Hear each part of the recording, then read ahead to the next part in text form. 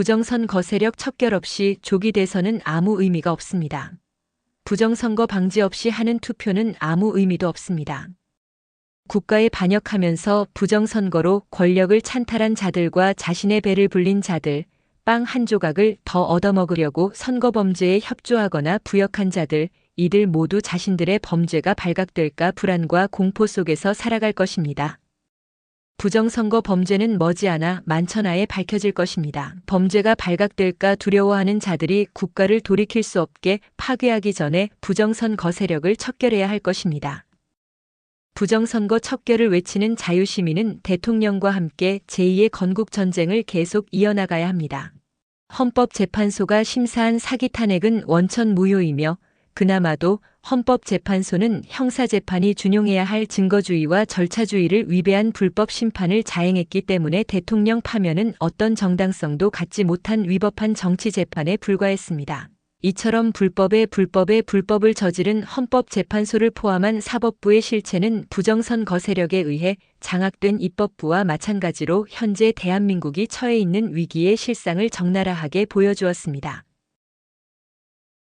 이 같은 현실에서 부정선거 검증과 반국가 세력 척결을 선포한 윤 대통령은 애국시민들 그리고 2030 지지자들과 함께 이제 다시 최전선에서 나라 바로 세우는 제2의 건국전쟁을 승리로 이끌어야 한다는 역사적 사명 앞에 서 있습니다. 민간인이 된 윤 대통령이 전장에 복귀하는 방법에는 세 가지가 있습니다. 하나는 파면이라는 불법적인 정치적 재판에 국민과 함께 저항하는 것입니다. 위법과 불법에 저항하는 것은 민주시민의 당연한 의무입니다. 이와 함께 자유민주주의를 수호하고 반국가 세력의 척결을 위해 자신을 희생했던 정신을 계승할 대통령 후보와 함께 하는 것입니다.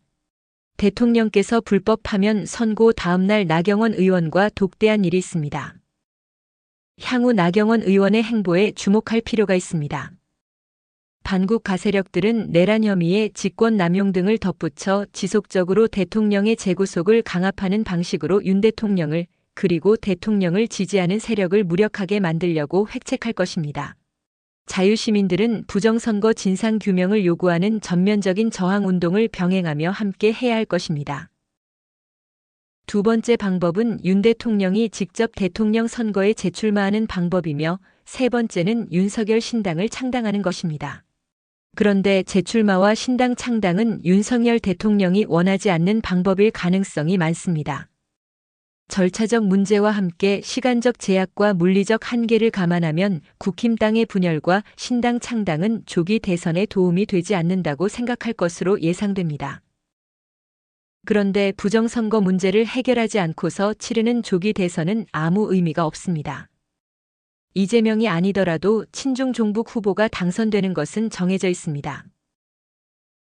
지난 대선에서 가까스로 윤석열 대통령이 당선된 것은 안철수 후보와의 단일화 등의 변수로 인해서 득표수 조작에 계산착오가 있었기 때문이었습니다. 천우신조 하늘과 신의 도움이 있었던 덕분이라고 해야 할 것입니다. 하지만 이런 요행에 국가의 운명을 맡길 수는 없습니다. 이번에 그들은 이런 실수를 두 번 다시 저지르지 않으려 할 것입니다. 때문에 부정선거 문제의 해결 없는 조기 대선은 아무 의미가 없습니다. 부정선거를 막을 수 있는 방안이 마련되어야 합니다. 부정선거에 대처할 수 있는 방안에 대해서 저는 윤 대통령이 키를 쥐고 있다고 생각합니다. 대통령이 쥐고 있는 키가 향후 한국의 정치 지형에 대변혁을 가져올 수도 있습니다. 그저 바램으로 그칠 수도 있지만 조기 대선의 명운은 윤석열 대통령 손에 달려있을 것이라고 예상해 봅니다. 머지않아 있을 윤 대통령의 행보를 통해 이를 가늠해 볼 수 있을 것입니다. 부정선거 진상규명을 위해 앞장서서 고군분투하는 분들에게 힘을 실어드리기 위해 동료들과 함께 토요일이면 지방에서 서울로 이동하던 시간들이 어느새 곧 만 5년을 채워가고 있습니다. 대통령의 권력으로도 또 대통령의 희생으로도 규명되지 않고 있는 부정선거는 그만큼 국가 곳곳에 침투해 있는 반국가 세력들의 조직이 뿌리 깊다는 반증이 아닐 수 없습니다. 이는 해방과 건국 이후부터 지금까지 오로지 권력만을 탐하며 권력과 자기 이익을 위해 적과의 내통이나 협력도 마다하지 않았던 반역자들과 간첩들이 만들어낸 대한민국의 흑역사이기도 합니다. 이제 어떤 쪽으로든 자유대한민국의 미래가 결정될 시간이 얼마 남지 않았습니다. 자유와 정의를 위해 불의에 저항할 수 있는 시간 또한 얼마 남지 않았습니다. 시민 여러분, 백성도 여러분, 오늘 이렇게 또 비 오는데 또 모였습니다. 우리 대한민국을 위하고 자유민주주의 체제를 위해서 계엄령을 발표했다고 그랬어요. 네.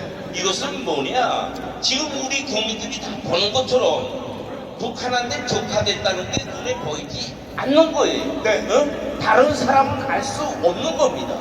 대통령만이 알 수 있는 것이에요.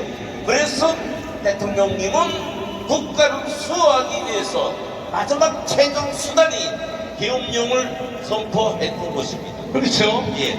자, 그러면 황장여 선생님은 강첩이 5만 명 있다 그랬는데 예. 우리 김구성 선생님은 아니다, 15만 명 이상이 넘는다. 예. 이렇게 말을 했거든요. 예. 그러니까 이번에도 간첩들이 활동해서 예. 결국은 윤석열을 끌어낸 것이라고 보는데 어떻게 보이십니까? 그렇습니다. 제가 2022년도에 처음으로 저 앞에 보이는 프레스센터에서 네. 제가 그랬어요. 우리 대한민국은 북한 간첩들이 꼴비단길이다. 아, 이 말을 했어요.